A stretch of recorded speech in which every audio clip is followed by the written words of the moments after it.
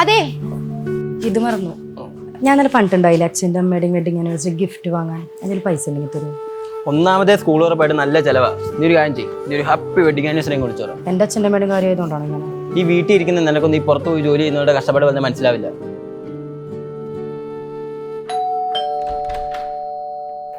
എന്ത് പറ്റി നിന്റെ മൂത്തൊരു വിഷമം?